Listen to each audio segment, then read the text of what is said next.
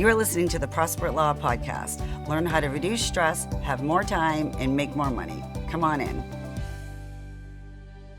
I'm Greg McCollum, and I built a 7-figure criminal defense law firm. I formed Prosperity Law to show criminal defense law firm owners who are desperate for success how to grow from under $200,000 to $1 million and beyond.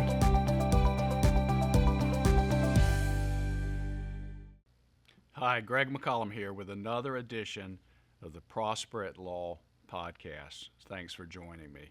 At Prosperity Law Coaching, what we do is we show criminal defense lawyers, which is what I am, a criminal defense law firm owner, how to learn, grow, and become. That's what we do at Prosperity Law.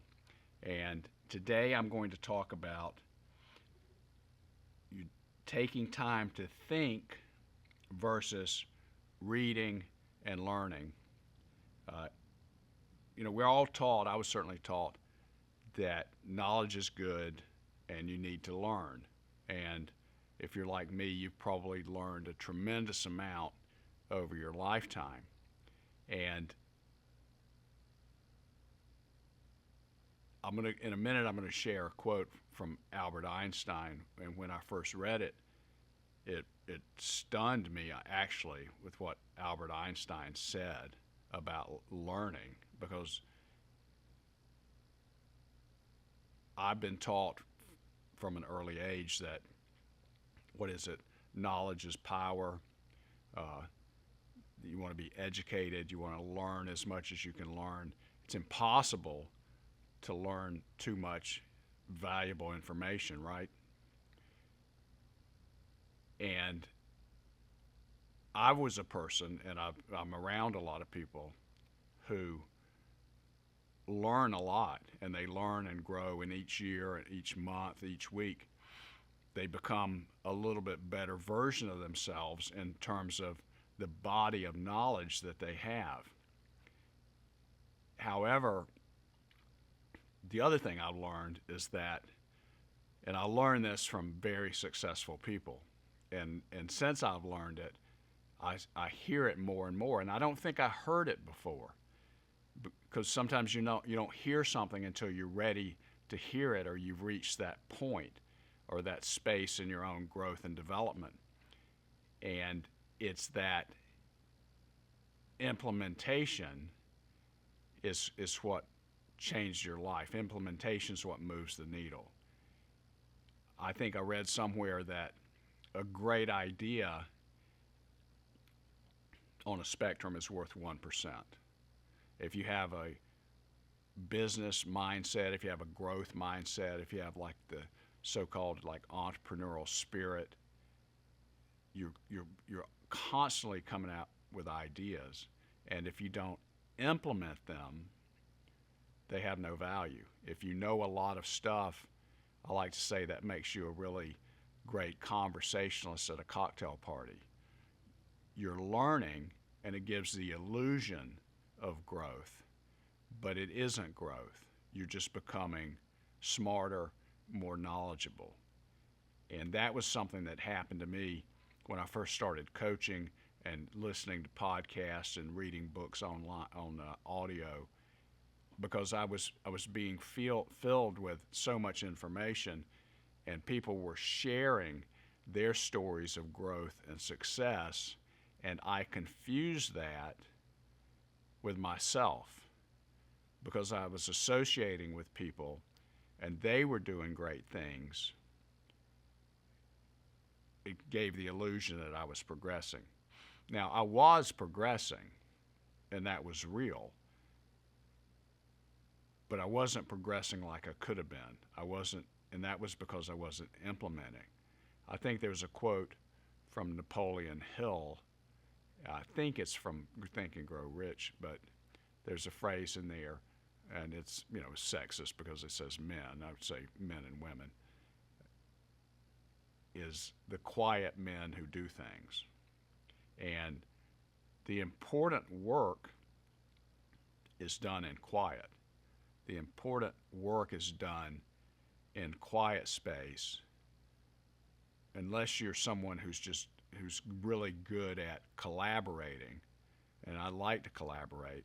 However, most of the important work is done when you're in a quiet space and you're alone. I know for me that, and I've been advised by mentors and people that have coached me and people I've been in mastermind groups with that are so much farther along than I am, and they tell me that slow down and get quiet. And that's been some of the best advice I've received. And I regularly schedule quiet time. And many times for me, it's early in the morning when everything's quiet. I like to get up early, say at 5:30 or 6 o'clock, and then I can sit and think in a quiet space. And not always, but sometimes I have a eureka kind of moment where the solution just presents itself. And it keeps me from running around chasing my tail and trying to frantically do all of the things that I'm trying to do to make things better, when all of a sudden the issue and the problem just comes into focus. And one of the things that helped me a lot was this quote from Albert Einstein, and I'll just read it to you.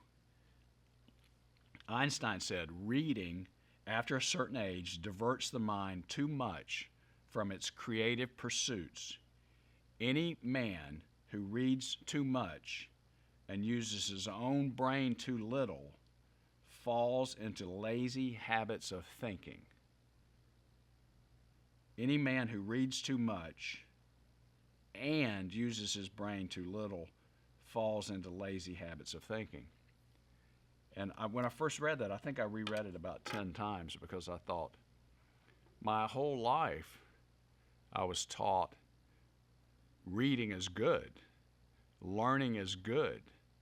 It's better to read a book than to do almost any other thing that you would do, right? If you read books and exercise versus watch TV and ate desserts all day or watch sports all day, the reading is on a higher plane. In my mind, at least, it was something that I saw as beneficial. And so here's Albert Einstein saying, reading too much causes somebody to become a lazy thinker. And I remember reading and studying about Einstein and his comments with people, because everyone says, Einstein's a genius. And that was true even when he was alive. He's the icon of genius. If you don't talk about a genius, there's a drawing or picture of Albert Einstein. It's just iconic. That's genius, Albert Einstein. So now the genius says if I read too much, I fall in habits of lazy thinking. And another thing that Einstein said when people were congratulating him on being a genius or talking to him about being a genius and how he's so much smarter than the rest of us and everyone else, he said something that I found very interesting. And he said that he did not think he was that much smarter than everyone else. He said that he believed he just spent more time with the problem than anyone else, that he had the ability to focus on the issue and the problem and what is happening in terms of physics and all of the things that he discovered and theories that he came up with, that he spent more time with the problem, with the issue, which is quiet time. He's not reading a book or going to a seminar. He is in his workshop or his house or his favorite place, or he's possibly out, looking at a train go by and realizing how the sound compresses and expands. But he's thinking. And I know up until a few years ago, I didn't spend that much time thinking. And if you think about your good ideas, where they come from, many times people, their best idea came while they were taking a shower or while they were going for a walk, where they were alone, and all of a sudden the mind lines up has enough quiet time and enough clarity to solve the problem. And reading and learning and listening to podcasts like this and going to seminars is good, but it has to be added. What has to be added in there is you have to do something. You have to implement something. And you also have to think about the issue and not necessarily, I try not to go online and say, well, what are other people doing? How are they doing this? I do look at that. I try to, though, also push that out of my mind and start with a fresh point of view and not copy somebody else, not think about, well, how do they do it? That's the standard. That's what I should do. Being aware of what other people do, I think, is helpful because it gives you some sense or parameter. However, what I think and what's very much valuable to me is to not think about what other people are doing, but try to sit with the issue, sit with the problem I'm having. Why is my marketing not working as well as I want it to? Or I'm going to create content for a TV spot or a social media spot or commercial, is just try to come from a blank page. What do I want to say? How do I want to say it? How do I want it to look? How do I want it to sound? Who do I want to be in the shot? What am I trying to do? And just try to come from that point of view. And I've worked to try not to fall into lazy habits of thinking. And one of the things that I've done is I want things to, I want things to come out of me. When I'm sitting there watching my favorite Netflix show or reading a book or doing anything, talking to somebody, I'm not sitting with a problem. I'm not thinking. I'm taking in information. I'm taking in information. I'm taking in information. That's not bad. I think that's crucial. What I'm talking about here is I'm not saying stop reading, stop learning, stop going to seminars. I'm not saying that at all. I'm also not saying don't take some free time, and go to a sporting event or watch your favorite college football team play on television or go to the game or anything like that. That's enjoying life, and that's something that you absolutely should do. Otherwise, what's the point of even having a life and being successful or marginally successful? And you have to enjoy life, and you should. But I had reached a point, I think, where I was just taking in, and something needs to be, coming out in a creative pursuit, whether that's writing or whether that's making something or whether that's thinking about the marketing plan or thinking about how to make my systems and my processes work better. That comes from quiet time. And I think I've talked about that before.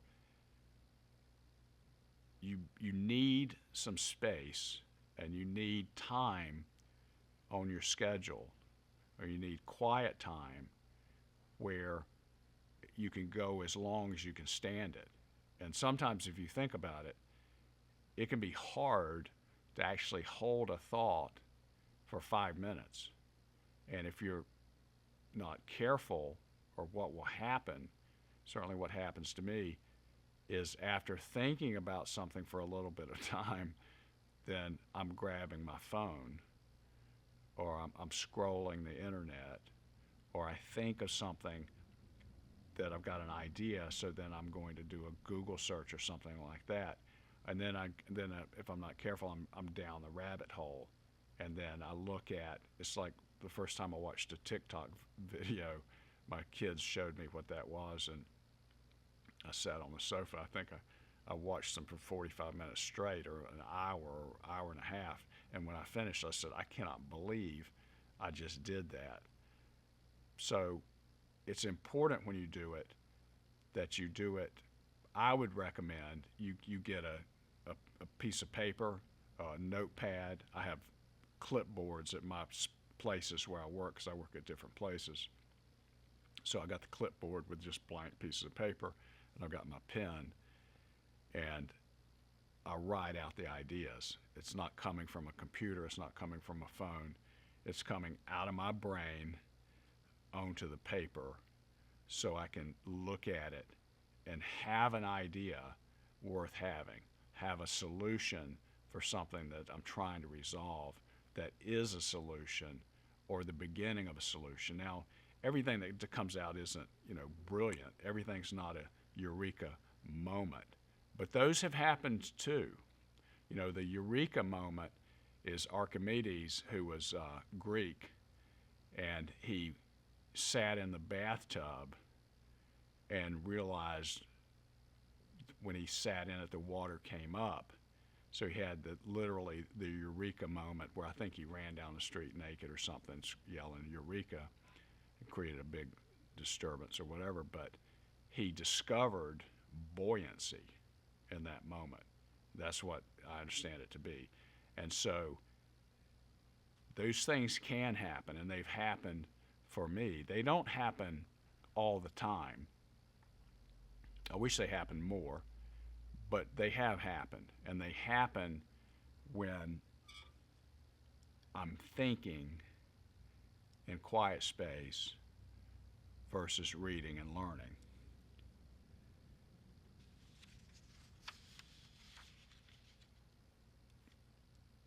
In terms of growth, though,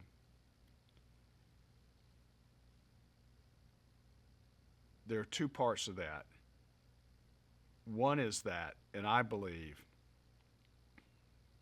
that I've been taught that if I look back, like it's June 2024 right now, if I look back over 2023,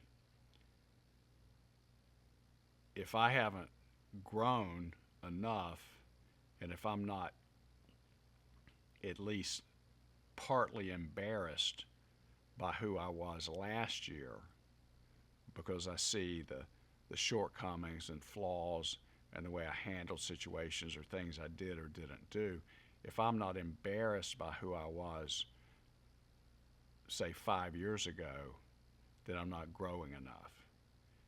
If I'm not better this year than I was last year, then I'm not improving and growing.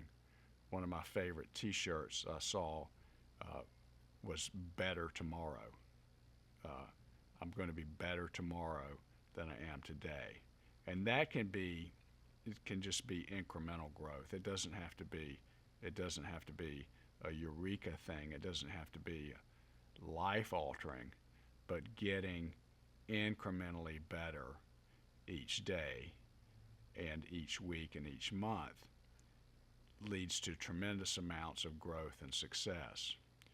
So one of the ways to do that, obviously, is to learn and grow, but it also requires the quiet time. It also requires the thought. It requires you to carve out somehow in your life a space to do this. Now,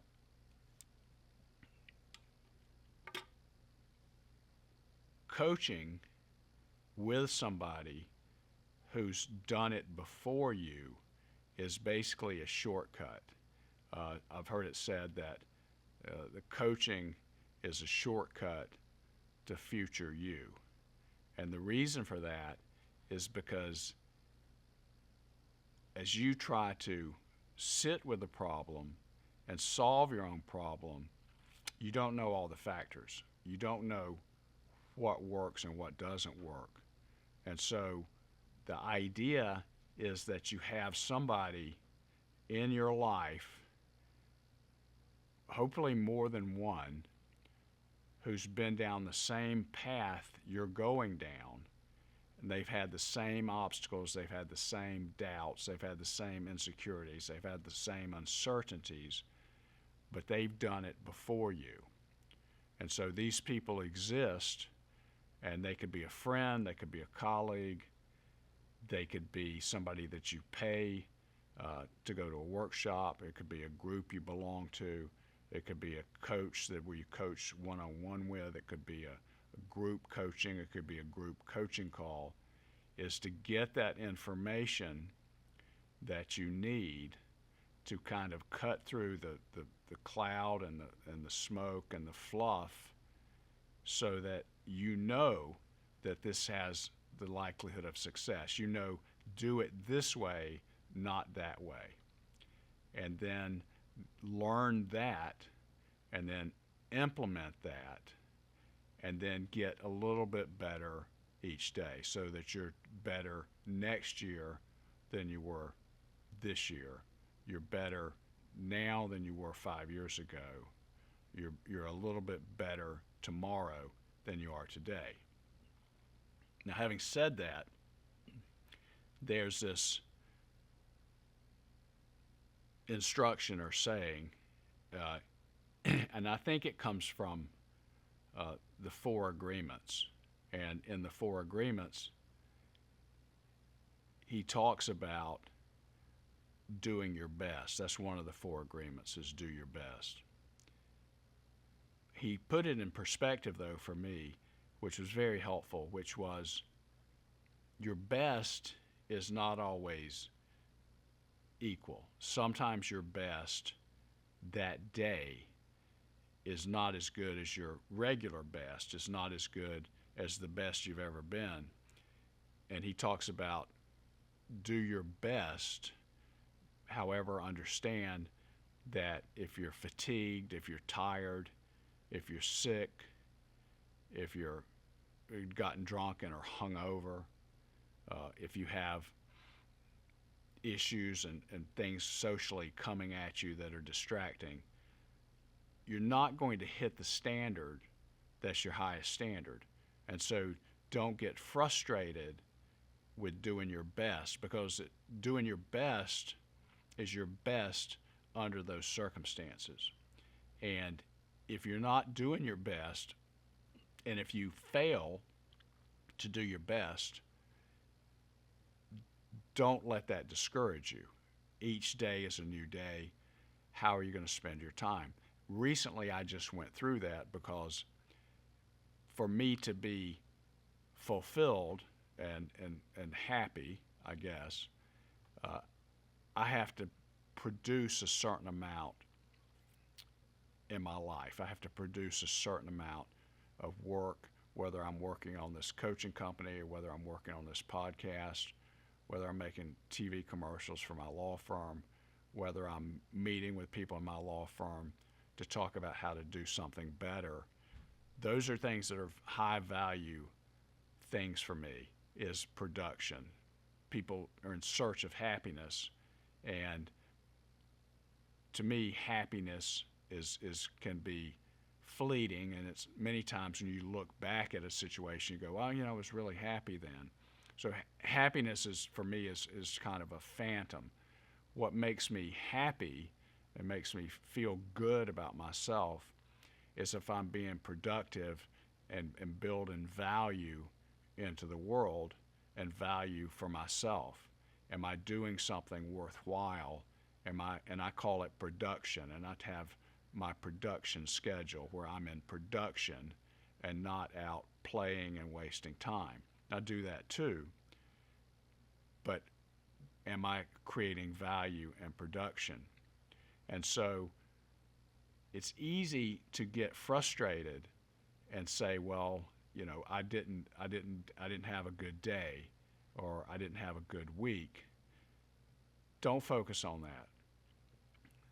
Do your best under the circumstances, and your best that day may be terrible, but accept that and know that your production and what you're accomplishing is at a very low level based on outside circumstances, but you still do something. Do it the highest level you can under the circumstances. Keep going. Don't beat yourself up.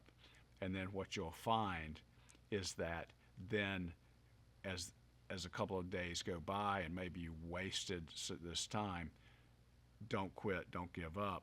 This just happened to me recently, where I felt like, because I had so many things that I had to go do, I think had to get 3 cars serviced, and I was doing it myself, taking them back and forth to the dealership. And then I needed something else. And then there was a time when I needed to do something for my daughter and help them, which is something I enjoy doing. And then I did something. I think I went to like a concert here in Myrtle Beach. But then what happened is on Sunday, I hit my stride, and I was able to do a lot of things that I wanted to produce that Sunday, and then Monday mirrored that. And so when I look back at it, I didn't lose a week. I've got probably more than a week's worth of production done between late Sunday morning until Monday evening. So I caught it up because I didn't give up, because I stayed in it. And one of the things that will hurt you the most and hold you back the most is your mindset and beating yourself up and telling yourself you're not good enough, versus just continuing to try, continuing to not get discouraged, to continuing to move forward. As part of that, I want you to learn, grow, become. But don't forget about the part of not becoming lazy in your thinking. No one can solve your issues and your problems in your personal life, but also mostly what we're talking about here is your business and your law firm. No one knows that better than you. There's not somebody that you can call or do a Zoom call with that can solve the issues in your law firm the way that you can. You know that better than anybody. You have to learn enough to know what to implement. You have to think about, the scope of your issue and the people involved, the personalities, the dynamics of that. No one can solve that better than you. You're the person that's best equipped, as long as you have the knowledge of how to do that. No one can solve that better than you, and you can solve it best if you take the time and carve out the time with no one bothering you, no one interrupting you. You're not checking emails, you're not looking at your phone. Maybe your phone's not even in the room with you. And you focus on the issue, focus on the problem. Be Einstein, be like Einstein. Be in a quiet space and look at the issue and think about it. And if nothing happens, don't get discouraged. If nothing happens, don't think you wasted that time.